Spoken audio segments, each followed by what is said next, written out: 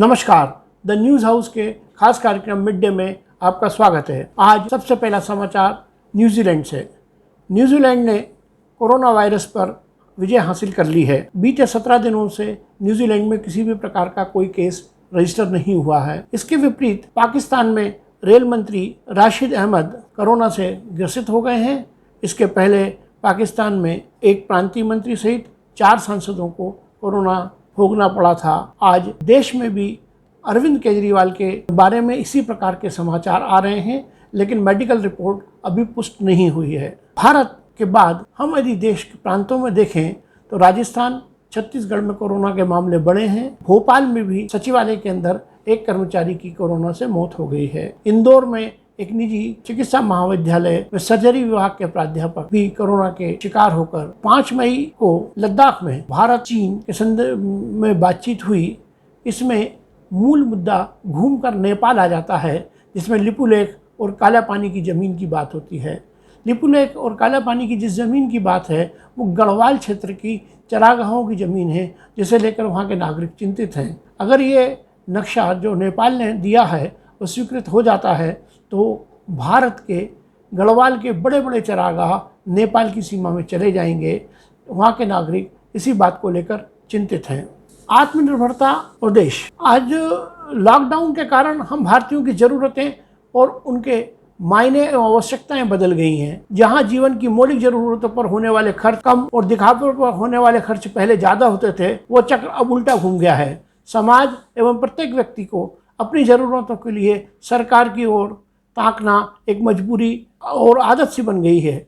आत्मनिर्भरता के आड़ में राज्य निर्भरता पर समाज पर अवलंबित होता जा रहा है। सरकार के पैकेज इस बात को और बल दे रहे हैं। अनुभव के आधार पर यह भी स्पष्ट है कि सरकारी मदद कागजों पर ज़्यादा दिखती है, परंतु धरातल पर कम होती है। उद्योग को समाज की नई ज़रूरतों की पूर्ति के लिए अपने को नए उत्पादों, नई ज़रूरतें और संतुष्टि के लिए पुनः संरक्षित होने के साथ गंभीर समस्याओं और नए मौक़ों में तब्दील करना होगा। यही प्रक्रिया आत्मनिर्भर होने की दिशा में पहला कदम होगी।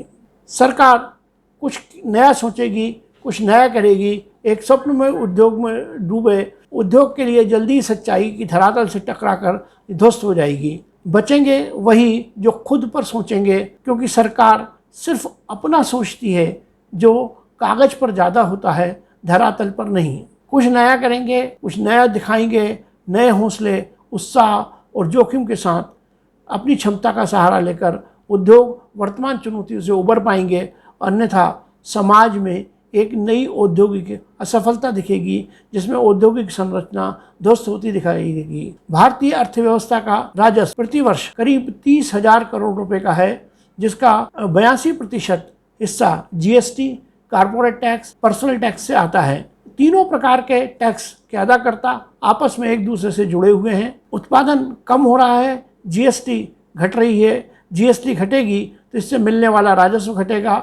मांग से धीमापन होने से कल उद्योगों का मुनाफा कम होगा, और जिससे कारपोरेट टैक्स की कमी आएगी और लोगों में व्यक्तिगत आय पहले की तुलना में कम हो जाएगी। राजस्व द्वारा मिलने वाली आय वास्तविक रकम और अर्थव्यवस्था का कम से कम 10% सुकड़ने का अनुमान लगाया जा रहा है। वर्तमान में लगभग 50 करोड़ लोगों की जीविका इन उद्योगों पर आधारित है, जिनमें 10% ही संगठित क्षेत्र में कार्यरत हैं। असंगठित क्षेत्र से जुड़े लोग काफी हैं। विमानन एवं पर्यटन में करीब 80 लाख, ऑटोमोबाइल सेक्टर में करीब 1 करोड़ 40 लाख, निर्माण में 5 करोड़ 40 लाख, कृषि में 20 करोड़ लोग काम करते हैं। यदि इनसे मिलने वाले जीडीपी पर नजर डाली जाए तो कृषि क्षेत्र से कुल राजस्व का करीब 15% हिस्सा मिलता है। इस तरह सेवा क्षेत्र में कुल 50% हिस्सा ही मिलता है। आज़ादी के समय राजस्व में खेती का योगदान 70% और सेवाओं का योगदान सिर्फ 7% था।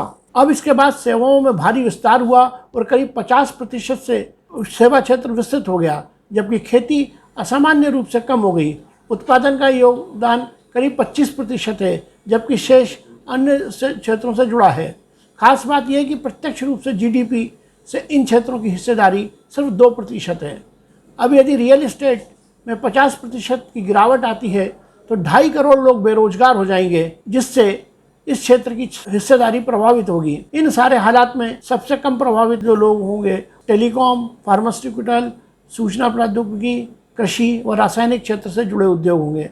पूरे विश्व की अर्थव्यवस्था का 90 ट्रिलियन यूएस डॉलर है। इसमें अमेरिका की हिस्सेदारी 24.4% है, जबकि चीन 15.4% के साथ दूसरे स्थान पर है। जापान 6.3% के स्थान पर तीसरे स्थान पर, जर्मनी 4.6% के हिसाब से चौथे स्थान पर, भारत 3.27 के हिसाब से 5वें क्रम पर है। भारतीयों की क्रय शक्ति दूसरे देशों की तुलना में कम है।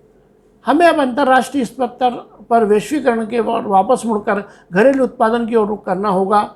इसकी पहल केंद्र सरकार ने 200 करोड़ रुपए तक की लागत वाले अंतर्राष्ट्रीय बाजार में नहीं उतरने का निर्णय लेकर कर दी है।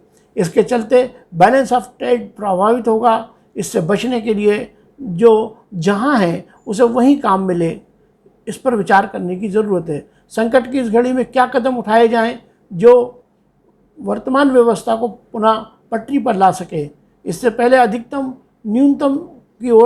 से न्यूनतम की ओर चलना पड़ेगा, चाहे उद्योग हो या सरकार। राष्ट्र के नागरिकों की आवश्यकता को सर्वोपरि प्राथमिकता देते हुए जीवन को सुगम बनाने के लिए अनुकूल व्यवस्थाएं करनी होंगी।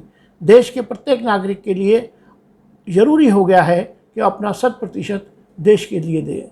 आज के मिड डे में बस इतना ही। आगामी समाचारों के लिए बने रहिए द न्यूज़ हाउस के।